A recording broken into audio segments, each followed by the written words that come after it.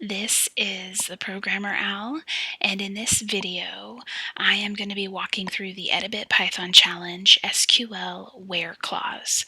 And the challenge wants us to fill in the query in the Code tab to select the salary from Adam in the Employees table.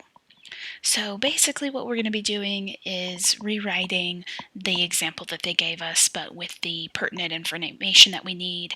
But we will be tweaking the select from area, because here it would provide all of the columns from the table, but we just want the salary column. So what that's going to look like is in here we're going to type select, and we want salary from, the name of the table is employees, and then we just want Adam's information. So then from the name column, we just want Adam's name, where name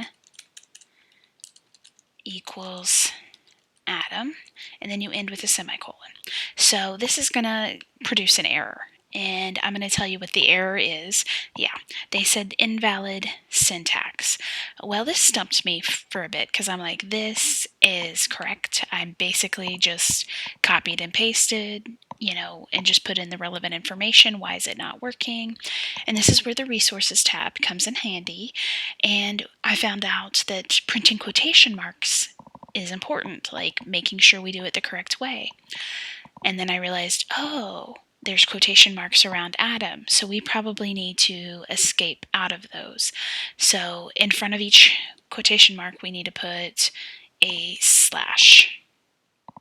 I think it's called a backwards slash, and that should work and let the query run. So it was just kind of like a tiny little tweak that you needed to make, and now the test has passed. And so that is how you walk through the SQL Where clause.